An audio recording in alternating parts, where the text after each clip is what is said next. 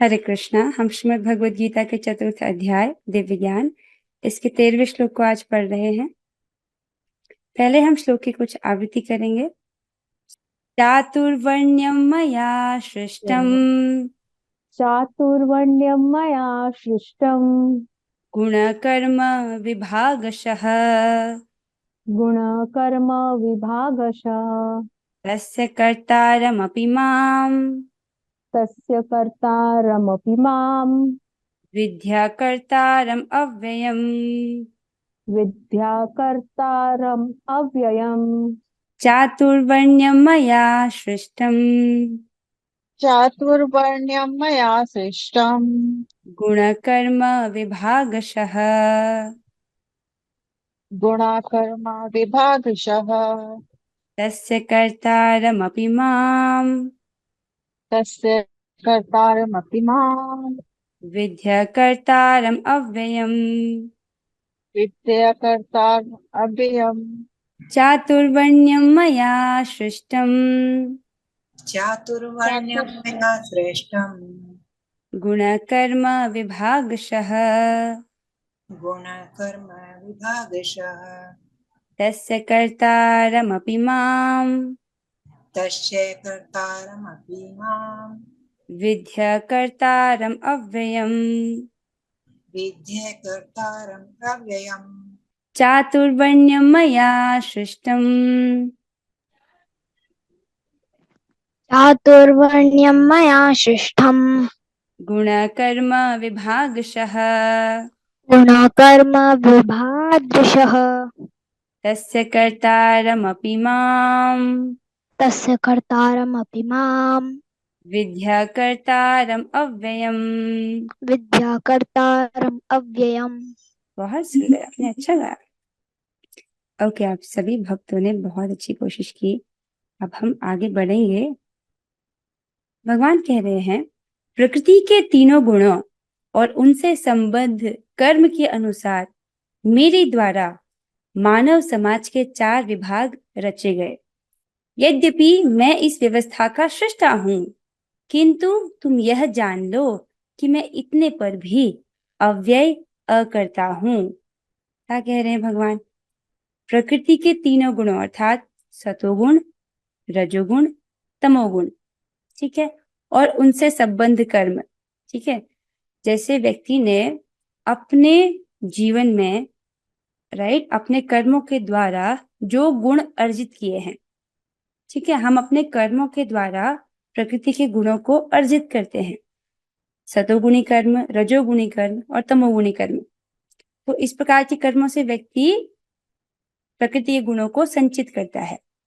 तो प्रकृति के तीनों गुणों और उनसे संबद्ध कर्म के अनुसार मेरे द्वारा मानव समाज के 4 विभाग रचे गए हैं। ये 4 विभाग कौन से हैं? ब्राह्मण, क्षत्रिय, वैश्य और शूद्र। तो इस प्रकार से भगवान ने ये मानव समाज में ये व्यवस्था बनाई है। किस आधार पर? उनके गुण और कर्म के आधार पर। ध्यान दे दीजिए, यहाँ पर भगवान ने जन्म के आधार पर नहीं बोला है। कई बार भारत में लोगों को ये भ्रांति होती है कि ब्राह्मण जन्म में पैदा हुआ है तो ये ब्राह्मण ही है। ये गलत है। ब्राह्मण वो है जो ब्रह्म को जानता है, राइट। और यहाँ पर भगवान कह रहे हैं उसके गुण और कर्म के अनुसार। जिस प्रकार से यदि एक व्यक्ति जज है, अगर उसके घर में बच्चा पैदा हुआ है, जज का बच्चा है, तो वो जज नहीं हो जाता केवल जज का बेटा होने से। उसको वैसी योग्यता प्राप्त करनी होगी। उसी प्रकार से ब्राह्मण के घर में कोई बालक पैदा हो गया तो उससे वो ब्राह्मण नहीं हो जाता है, उससे गुण और कर्मों के आधार पर, ठीक है। तो भगवान ने ये जो वर्ण व्यवस्था बनाई है, ये गुणों और कर्मों के आधार पर है। सतोगुण, रजोगुण, तमोगुण और उनसे संबंध कर्मों के आधार पर। यद्यपि मैं इस व्यवस्था का सृष्टा हूं, तो भगवान ही इस व्यवस्था की सृष्टि करते हैं, राइट। किंतु तुम यह जान लो कि मैं इतने पर भी अव्यय अकर्ता हूं। अब इसका क्या अर्थ है? अव्यय मतलब भगवान में कोई परिवर्तन नहीं आता, और अकर्ता का मतलब होता है कि देखिए, जब व्यक्ति सृष्टि करता है, एक उदाहरण लेते हैं, एक व्यक्ति घर बनाता है, ठीक है, बड़ी मेहनत से उसने अपनी कमाई से घर बनाया है, मान लीजिए 2 BHK बनाया है। अगर वो टूट जाए, किसी दिन बुलडोजर से वो टूट जाए, उसको कष्ट होगा, या अर्थक्वेक से टूट जाए तो भी उसको कष्ट होगा। तो उसको अपनी सृष्टि पर, राइट, उसके कारण उसको प्रभाव पड़ रहा है, आसक्ति है, ठीक है। लेकिन भगवान इतने पूरे जगत का निर्माण करते हैं, लेकिन भगवान की इससे आसक्ति नहीं है। क्यों?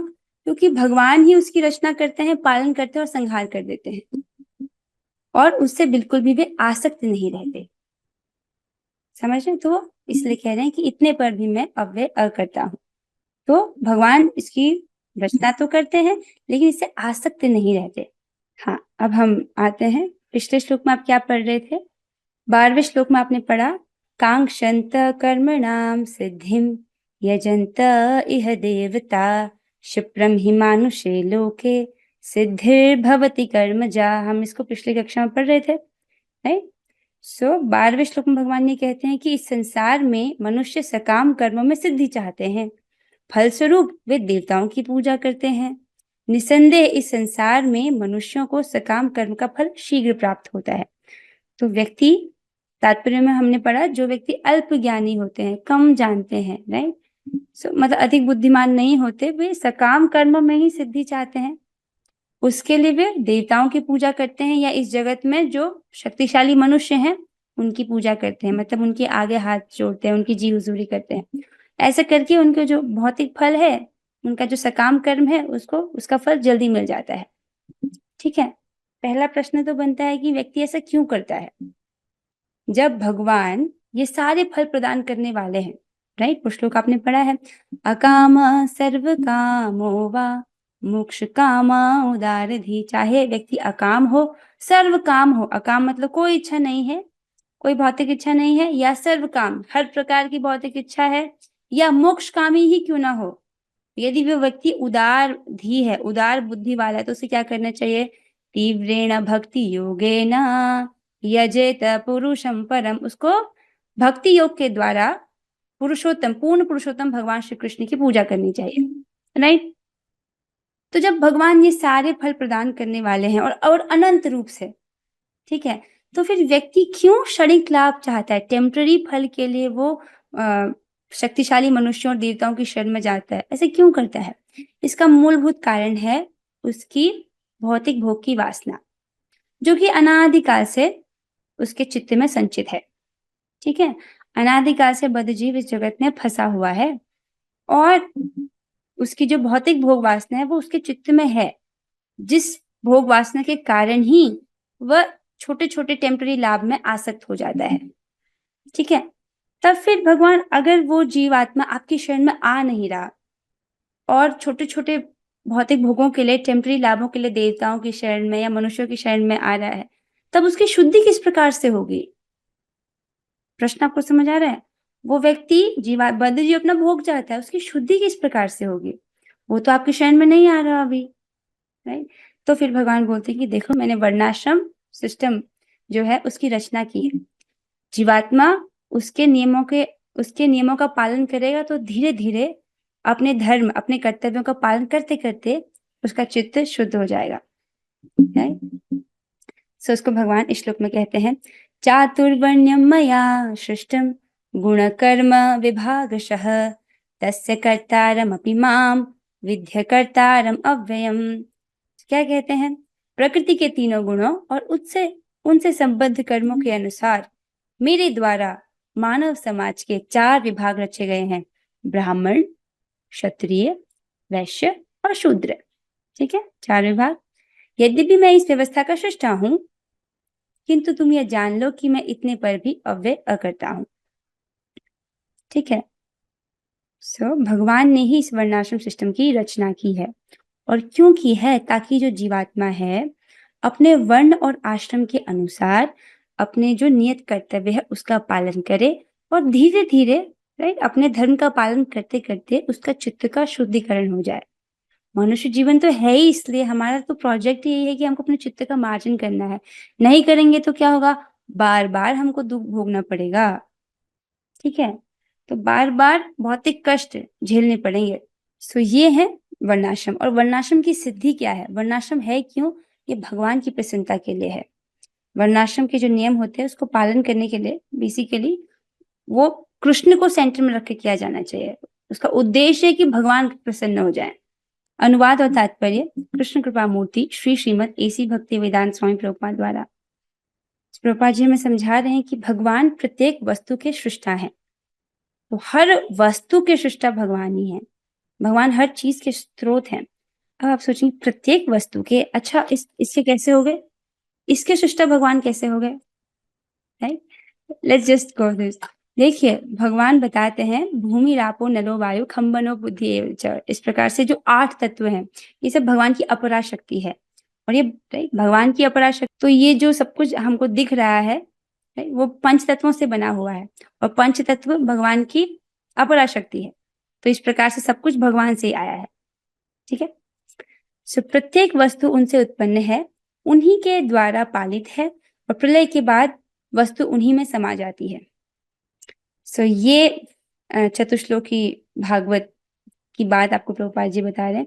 हर वस्तु क्या है, भगवान से ही उत्पन्न होती है, राइट? भगवान ही उसकी सृष्टि करते हैं, भगवान ही उसका पालन करते हैं और प्रलय के बाद राइट भगवान ही उसका संहार करते हैं, ठीक है। अतः वे ही वर्णाश्रम व्यवस्था के सृष्टा हैं, जिसमें सर्वप्रथम बुद्धिमान मनुष्यों का वर्ग आता है। अब प्रभुपाद जी यहाँ पर वर्णाश्रम सिस्टम को समझा रहे हैं। जो वर्णाश्रम सिस्टम है ये भगवान ने ही बनाया है, राइट? सब कुछ तो भगवान से आ रहा है। वर्णाश्रम जो व्यवस्था है ये भी भगवान ने ही बनाई है। अब सबसे पहला वर्ग हम बताया जा रहा है वो है सबसे बुद्धिमान मनुष्यों का वर्ग, ओके, जो कि सतोगुणी होने के कारण ब्राह्मण कहलाते हैं। सो जैसे भगवान ने बोला मैंने गुण और कर्मों के आधार पर बनाया है ये वर्णाश्रम। तो जो ब्राह्मण होते हैं वो सतोगुणी होते हैं, राइट? जो व्यक्ति ब्राह्मण है इसका मतलब उसने अपने कर्मों के द्वारा सतोगुण संचित किया हुआ है, राइट? पूर्व जन्म में उस व्यक्ति ने सतोगुणी कार्य करने के द्वारा अपना सतोगुण बढ़ा लिया था, ठीक है। इसलिए वो व्यक्ति ब्राह्मण वाले कार्य बहुत आसानी से कर पा रहे हैं आज, और इस जीवन में भी उसका वो अनुशीलन कर रहा है, ठीक है। द्वितीय वर्ग प्रशासक वर्ग का है, जिन्हें रजोगुणी होने के कारण क्षत्रिय कहा जाता है, ठीक है। सो पहला है ब्राह्मण, दूसरा क्षत्रिय। क्षत्रिय क्या होता है, रजोगुणी प्रधान, और ब्राह्मणों में क्या होता है, सतोगुण, ठीक है, वो सतोगुणी होते हैं। वणिक वर्ग या वैश्य कहलाने वाले लोग रजो तथा तमो के मिश्रण से युक्त होते हैं। तो जो वैश्य हैं रजोगुण और तमोगुण का मिक्स उनको बोला गया है, और शूद्र या श्रमिक वर्ग के लोग तमोगुणी होते हैं, ठीक है। फिर से रिवाइज करते हैं। ब्राह्मणों को सतोगुणी, जो क्षत्रिय होते हैं वे रजोगुणी, और जो वैश्य होते हैं वो रजोगुण और तमोगुण का मिक्स, और शूद्र तमोगुणी, ठीक है। इस प्रकार से भगवान ने जो है गुणों के आधार पर, कर्मों के आधार पर वर्ण व्यवस्था बनाई हुई है। मानव समाज के इन 4 विभागों की सृष्टि करने पर भी भगवान इनमें से किसी विभाग वर्ण में नहीं आते, क्योंकि वे उन बद्ध जीवों में से नहीं हैं जिनका एक अंश मानव समाज के रूप में है।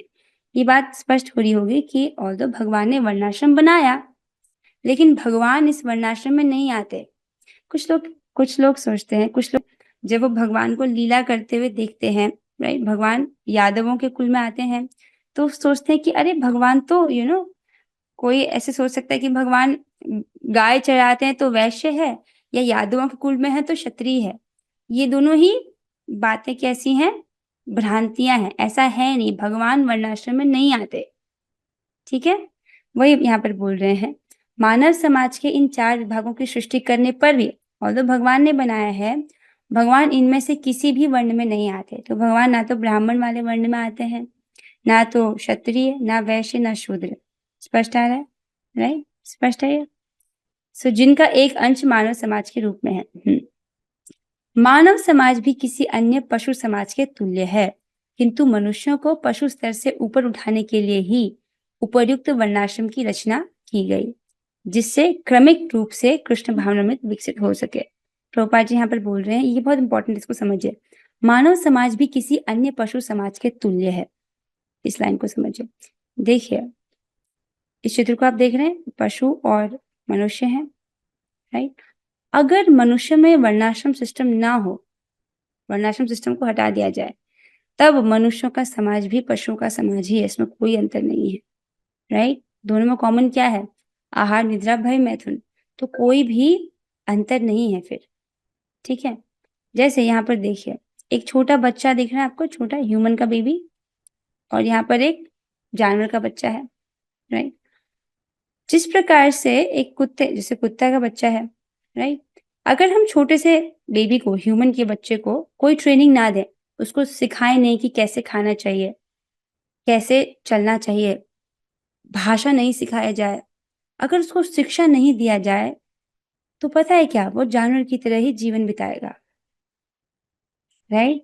तो शिक्षा कितना महत्वपूर्ण है। अगर हम एक बच्चे को भी छोड़ देते हैं, तो वो जानवर की तरह, हो सकता है कि वो भी चारों पैरों पर चले, जानवरों की तरह। ये सब शिक्षा पर आधारित है। जैसे ब्राह्मण के घर में पैदा होने से ब्राह्मण नहीं बनता, उसको शिक्षा, उसको ट्रेन होना जरूरी है। राइट? या जैसे कोई क्षत्रिय है, राइट, उनके घर में पैदा हो गया और उसको ट्रेनिंग नहीं प्राप्त है, तो उससे क्षत्रिय नहीं हो जाता वो। मानव समाज भी किसी अन्य पशु समाज के तुल्य है, किंतु मनुष्यों को पशु स्तर से ऊपर उठाने के लिए ही उपयुक्त वर्णाश्रम की रचना की गई है। ठीक है? तो एक पशु की भी वही चिंता है, आहार, निद्रा, भय, मैथुन, और अगर हम वर्णाश्रम सिस्टम को हटा देते हैं, तो मनुष्यों का सिस्टम भी वैसा ही है, इसमें कोई अंतर नहीं है। तो इस चेतना से मनुष्य को ऊपर उठाने के लिए वर्णाश्रम के नियम बनाए गए हैं। ठीक है? अगर हम वर्णाश्रम के नियम को हटा देंगे, तब जीवन एकदम जानवरों की तरह हो जाएगा। जैसे सुअरों का जीवन होता है, कुकर सुकरों का जीवन होता है। आज ही हम इसको श्रीमद् भागवतम में पढ़ रहे थे। जैसे सुअर, राइट, उसको कुछ भी खाने को मिल जाए, कुछ भी खा लेता है वो बिना सोचे, राइट, और बिना किसी अवरोध के उसको संभोग प्राप्त हो जाता है। तो ये एक पशु चेतना, एक पाशविक चेतना है। तो इसीलिए भगवान ने इस चेतना से ऊपर उठाने के लिए वर्णाश्रम की रचना की है। ठीक है? जिससे क्रमिक रूप से कृष्ण भावनामृत विकसित हो सके। तो ऐसे से करके धीरे धीरे उसका चित्त शुद्ध होगा और आगे चल के वो भक्ति को अपना पाएगा। भक्ति तो व्यक्ति कहीं भी किसी भी अवस्था में अपना सकता है, लेकिन अगर वो नितांत भोगों में पड़ा है और भक्तों का संपर्क प्राप्त नहीं हो रहा है, तो कुछ तो वो क्रमिक विकास करे उस दिशा में। इसलिए आगे चलते हैं। किसी विशेष व्यक्ति की किसी कार्य के प्रति प्रवृत्ति का निर्धारण उसके द्वारा अर्जित प्रकृति के गुणों द्वारा किया जाता है। एक विशेष एक व्यक्ति जो कार्य कर रहा है, उसकी कैसी प्रवृत्ति है, वो उसके द्वारा जो उसने गुण अर्जित किए उसके अनुसार है। कभी आपने देखा, दो बच्चे हैं, ट्विंस हैं, राइट, लेकिन उनका स्वभाव बहुत अलग है। होता है ऐसा, दो बच्चे हैं, ट्विंस हैं, दिखने में एक जैसे हैं, लेकिन उनका स्वभाव अलग है। ऐसा क्यों है? क्योंकि उनके चित्त पर जो संचित कर्म है और गुण है वो अलग है। गुणों के अनुसार जीवन के लक्षणों का वर्णन इस ग्रंथ के 18वें अध्याय में हुआ है। किंतु कृष्ण भावना भावित व्यक्ति ब्राह्मण से भी बढ़कर होता है। पहली बात इसको समझिए कि एक व्यक्ति इस जगत में जो भी कार्य कर रहा है, राइट, वो उसके पूर्व जन्म में जो भी उसने गुणों को अर्जित किया है उसके आधार पर है। ठीक है? हो सकता है किसी व्यक्ति का चित्त बहुत तमोगुणी हो, उसको नींद ही आती हो, आलसी आता हो, या तमोगुण मतलब जो धर्म है उसको अधर्म मानना, जो अधर्म है उसको धर्म मानना। किसी का चित्त ऐसा होता है। देखो, नींद तो भक्तों को भी आती है, ऐसा नहीं, नींद से कोई वो नहीं है, लेकिन तमोगुणी चित्त एकदम अधर्म को धर्म और धर्म को अधर्म मानता है। और रजोगुणी चित्त एक जगह बैठकर वो कथा सुन ही नहीं सकता, उसको कुछ ना कुछ चाहिए, रेस्टलेस होता है वो, राइट, कुछ ना कुछ एक ना एक लक्ष्य के पीछे वो भागता रहेगा। और सतोगुणी जब चित्त होता है, तब व्यक्ति आराम से शांति से बैठ सकता है और चॉइस कर सकता है। तब वो वास्तव में जो उसकी स्वेच्छा है उसका सदुपयोग कर सकता है, जब वो सतोगुण में है। राइट? तो आप लोग इस प्रकार से सुन रहे हैं, बैठ रहे हैं, इसका मतलब क्या है?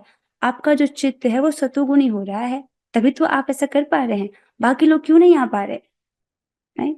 तो व्यक्ति के चित्त के अनुसार उसने जैसे गुण अर्जित किए हैं अपने कर्मों के द्वारा, वैसा उसका कार्य होता है, वैसा उसका व्यवहार होता है। आगे चलते हैं, और बाकी इस विषय में संबंध में डिटेल से भगवान ने 18वें अध्याय में बोला है।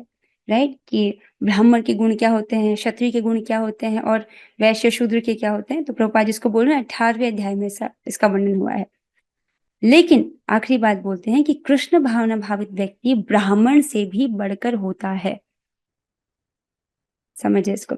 यद्यपि गुण के अनुसार ब्राह्मण को ब्रह्म या परम सत्य के विषय में ज्ञान होना चाहिए। ब्राह्मण मतलब जो ब्रह्म को जाने, ब्रह्म जानाति, जो ब्रह्म को जानता है वो ब्राह्मण है। ठीक है, उसको ब्रह्म या परम सत्य के विषय में ज्ञान होना चाहिए। इसको प्रभुपाद जी समझाएंगे कि पंडित व्यक्ति वो है जो कि एक गाय, हाथी, कुत्ता और चांडाल को समान दृष्टि से देखता है। समान दृष्टि से देखने का क्या अर्थ है? वो बाहर के भौतिक शरीरों को नहीं देख रहा, उनके भीतर आत्मा को देख रहा है। और जीवात्मा के रूप में तो कोई अंतर नहीं है। आप में और एक चींटी में क्या अंतर है? कोई अंतर नहीं है। वो भी भगवान का अंश है, आप भी भगवान के अंश हो। उसके पास एक भौतिक शरीर है जो चींटी का जैसा दिख रहा है, आपके पास एक भौतिक शरीर है जो मनुष्य का है। राइट, उसके पास भी सूक्ष्म शरीर है, आपके पास भी सूक्ष्म शरीर है। ठीक है, अब उसके सूक्ष्म जो शरीर है उस पर जो संचित कर्म है वो अलग है और आपके कर्म अलग है, इसलिए आप मनुष्य योनि में हो और वो चींटी की योनि में है। ठीक है, तो जो पंडित व्यक्ति है सभी को एक स्तर पर देखता है, तो बाहर से भौतिक आवरण को नहीं देखता है। किंतु उनमें से अधिकांश भगवान कृष्ण के निर्विशेष ब्रह्म स्वरूप को ही प्राप्त कर पाते हैं। तो जो इस प्रकार के ब्राह्मण हैं वो कृष्ण भावना भावित व्यक्ति से बढ़कर नहीं होते। क्यों? क्योंकि वे भगवान को निराकार, भगवान का जो निराकार पहलू है उसको ही प्राप्त कर पाते हैं। किंतु जो मनुष्य ब्राह्मण के सीमित ज्ञान को लांघ कर भगवान कृष्ण के ज्ञान तक पहुंच जाता है वही कृष्ण भावना भावित होता है, अर्थात वैष्णव होता है। अब इसको एक बार स्तर से समझिए। जैसे आप जानते हो पूर्णता के 3 सोपान होते हैं, या तत्व ज्ञान को जो तत्वविद हैं वो ब्रह्म, परमात्मा या भगवान कहकर पुकारते हैं। तो जो ब्रह्म को जानता है वो ब्राह्मण है, अर्थात लेवल 1। या जो लेवल 2 परमात्मा को भी जानता है वो ब्राह्मण है। ठीक है, लेकिन जो भक्त है वो तो सीधे भगवान को जानता है ना, है कि नहीं? तो जो भक्ति के द्वारा व्यक्ति सीधे भगवत साक्षात्कार प्राप्त कर लेता है। इसीलिए जो कृष्ण भावना भावित व्यक्ति है वो पहले के 2 स्तर वाले व्यक्तियों से अधिक श्रेष्ठ है। समझ आ रहा है? इसलिए प्रभुपाद जी कह रहे हैं कि कृष्ण भावना भावित व्यक्ति ब्राह्मण से भी अधिक श्रेष्ठ है। जो मनुष्य ब्राह्मण के सीमित ज्ञान को लांघ कर, तो ब्राह्मण का ज्ञान सीमित होता है, वो ब्रह्म या परमात्मा को ही जानता है, ये ज्ञान पूर्ण नहीं है, सीमित ज्ञान है। उसको भी लांघ कर जो भगवान कृष्ण के ज्ञान तक पहुंच जाता है वही कृष्ण भावना भावित होता है, अर्थात वैष्णव होता है। कृष्ण भावनामृत में कृष्ण के विभिन्न अंशों यथा राम, नृसिंह, वराह आदि का ज्ञान सम्मिलित रहता है। और जिस तरह कृष्ण मानव समाज की इस चातुर्वर्ण्य प्रणाली से परे हैं, उसी तरह कृष्ण भावना भावित व्यक्ति भी इस चातुर्वर्ण्य प्रणाली से परे होता है। तो जैसे भगवान इस वर्णाश्रम में नहीं आते, उसी प्रकार उनके भक्त भी वर्णाश्रम सिस्टम में नहीं आते। एक सनिष्ठ भक्त क्या होता है? एक सनिष्ठ भक्त वर्णाश्रम के नियमों का पालन करता है, राइट, और थोड़ी थोड़ी भक्ति करता है, पर उसकी श्रद्धा वर्णाश्रम के नियमों में होती है। लेकिन एक भक्त वर्णाश्रम का पालन करता है आदर्श प्रस्तुत करने के लिए, उसकी श्रद्धा वर्णाश्रम के नियमों में नहीं है, उसकी श्रद्धा किस में है? श्रवण कीर्तन में। वो ये इसलिए कर रहा है एक आदर्श प्रस्तुत करने के लिए, राइट, एक व्यवहार में। लेकिन उसकी श्रद्धा है कि मेरा जो चित्त है वो तो श्रवण कीर्तन के द्वारा ही पवित्र होगा। ठीक है, तो क्या कह रहे हैं कि उसी प्रकार जो कृष्ण भावना भावित व्यक्ति है वो इस वर्णाश्रम से परे है, चाहे हम इसे जाति का विभाग कहें, चाहे राष्ट्र अथवा संप्रदाय का। तो कृष्ण भावना भावित व्यक्ति इन सबसे श्रेष्ठ है। समझ आ रहा है? तो वो ब्राह्मण से भी श्रेष्ठ है। पर ये जो टीका है वो समाप्त होती है। अब हम थोड़ा सा हरिनाम के विषय में चर्चा करेंगे। हमने पढ़ा था कि जो हरिनाम है वो सूर्य सम है, हरिनाम रूपी सूर्य और माया रूपी अंधकार। ठीक है, पर हम देखते हैं कि जब हम हरे कृष्ण महामंत्र करते हैं तब हमको नींद आ जाती है कभी कभी, isn't it? आती कभी कभी नींद। तो जो नींद आना है वो किसका कार्य है? तमोगुण का कार्य है। तमोगुण के कारण नींद आ जाती है व्यक्ति को। तो तमोगुण किसकी शक्ति है, किसकी वृत्ति है? माया की वृत्ति है। तो अरे हम तो हरिनाम जप रहे हैं, ये तो स्वयं कृष्ण है, फिर नींद कैसे आ गई? फिर माया का प्रभाव हम पर कैसे पड़ रहा है ना प्रश्न। तो हम इसी प्रश्न को उत्तर जान रहे थे, पर हम इसको पूरा नहीं कर पाए थे, इसलिए हम इसको दोबारा कर रहे हैं। तो यहाँ पर हमको नामाचार्य श्री हरिदास ठाकुर जी समझाते हैं कि ऐसा क्यों होता है। वे कहते हैं कि हरिनाम रूपी सूर्य उदित होकर माया रूपी अंधकार का नाश करता है, परंतु हरिनाम रूपी सूर्य को अज्ञान रूपी ओस अर्थात अज्ञान रूपी कोहरा व अनर्थ रूपी बादल बार बार ढक देते हैं। जैसे यहाँ पर कोहरा दिख रहा है आपको चित्र में, राइट। जब बहुत ज्यादा सर्दियों में कोहरा आता है तो दिखाई नहीं देता, गाड़ी चल रही है, राइट, दूर से गाड़ी आ रही है, कोहरे में ऐसा लगता है 2 स्कूटर्स आ रहे हैं हेडलाइट्स को देख करके, लेकिन पास आके पता चलता है कि नहीं ये तो गाड़ी है, तो कोहरे में व्यक्ति को नहीं दिखाई देता। उसी प्रकार से अनर्थ रूपी बादल, जब बादल होते हैं तो सूर्य होता है, लेकिन जब बहुत घने बादल हो तो सूर्य दिखाई नहीं देता है। तो परंतु हरिनाम रूपी सूर्य को अज्ञान रूपी कोहरा व अनर्थ रूपी बादल बार बार ढक देते हैं। ठीक है। अब इस विषय में हरिदास ठाकुर जी हमको बताते हैं कि जीव के ये अज्ञान और अनर्थ रूपी कोहरा व बादल बड़े घने होते हैं, अनादिकाल से हैं ये, राइट। अनादिकाल से हम इस प्रकार के अज्ञान और बादल को अनर्थों को इकट्ठा करते हुए आए हैं, तो वो बहुत घना है, बहुत गाढ़। तो कृष्ण नाम रूपी सूर्य जीव के चित्त रूपी आकाश में जैसे ही उदित होता है, उसी समय अज्ञान रूपी कोहरा और अनर्थ रूपी बादल उसे ढक देते हैं। तो जैसे हम अभी जप कर रहे हैं, तो हमको क्या फेस करना पड़ रहा है, हमारा अज्ञान रूपी कोहरा और हमारे अनर्थ रूपी बादल, ऐसे हमारे चित्त की अवस्था है। इसलिए हमको जो कृष्ण नाम है, सूर्य सम है, ना तो उसका आस्वादन हो पा रहा है, राइट, और हमको ये अनुभव भी नहीं हो पा रहा है कि ये दिव्य है, अनुभव से नहीं हो पा रहा, हालांकि हम इसको शास्त्र में जानते हैं, शास्त्र से श्रवण करके जानते हैं। ठीक है। अब इसको इसमें तो यहाँ पर समझाया जाता है कि पहले समझिए कि ये अनर्थ क्या है, ये कोहरा किस चीज का है। कोहरा है हमारे अज्ञान का। कैसा अज्ञान? भगवान के साथ अपने संबंध को ना जानने का अज्ञान, राइट। जो हरे कृष्ण महामंत्र है वे स्वयं कृष्ण है, ठीक है, तो उनके साथ मेरा क्या संबंध है उसको ना जानने का अज्ञान। ठीक है। जैसे अपने जो घर में जो कर्तव्य है उनको हम अच्छे से जानते हैं, राइट। किसी माता का पुत्री के प्रति कर्तव्य तो बहुत अच्छे से जानती है कि मेरा बच्चे के लिए क्या कर्तव्य है, लेकिन जब हरे कृष्ण महामंत्र आते हैं तो न्यूट्रल हो जाते हैं सब, जबकि ये हमारे स्वामी हैं, हम इनकी सेवा के लिए बैठे हैं। तो ये संबंध ना पता होने के कारण। और दूसरा है अनर्थ रूपी बादल। अब इसको स्पष्ट करें कि अनर्थ है क्या जिसके कारण परेशानी आ रही है और जो बहुत घने हैं। तो बादल रूपी अनर्थ क्या है? असत तृष्णा, हृदय की दुर्बलता और अपराध। हम इसको पूरा नहीं पढ़ पाए थे इसलिए हम इसको पढ़ रहे हैं। कृष्ण नाम रूपी दिव्य सूर्य के सामने असत तृष्णा अर्थात ऐसी इच्छा जो कृष्ण की सेवा से इतर है, कृष्ण की सेवा के ऑपोजिट में जो इच्छा है उसको बोलेंगे असत तृष्ण। इस प्रकार की जो भौतिक इच्छाएं हैं वो। दूसरा है हृदय की दुर्बलता एवं तीसरा अपराध। ये 3 चीजें वो घने घने बादल हैं। आदि के बादल रूपी अनर्थ आकर उसको ढकने लगते हैं।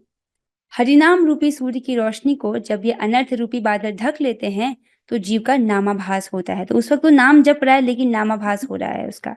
ठीक है। ऐसी अनर्थ युक्त अवस्था में स्वतः सिद्ध कृष्ण नाम हमेशा ही ढका रहता है।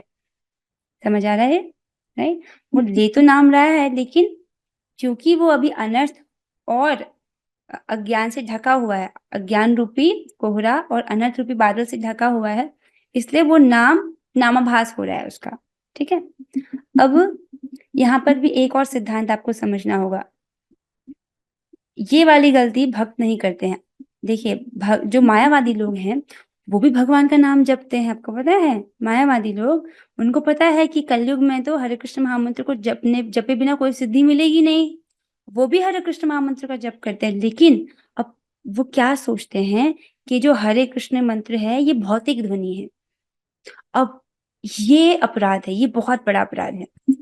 मायावादी हरि नाम को भौतिक मानते हैं। जैसे राइट, भौतिक शब्द जैसे क्या है, जैसे ये शीशा, ये पेन, ये सब भौतिक शब्द है ना। कॉपी, किताब, ये सब भौतिक शब्द है, इसमें कुछ दिव्य नहीं है।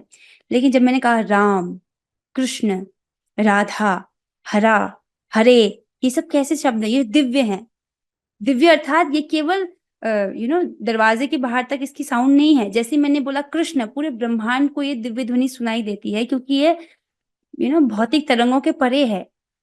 प्रभुपाद जी कहते हैं कि जब हम एक बार हरे कृष्ण महामंत्र बोलते हैं वो 7 बार घूम जाता है पूरे ब्रह्मांड में, राइट। ये दिव्य ध्वनि है, कृष्ण स्वयं है। लेकिन भौतिकतावादी इसको ऐसे नहीं देखते, वे सोचते हैं कि ये भौतिक ध्वनि है, राइट।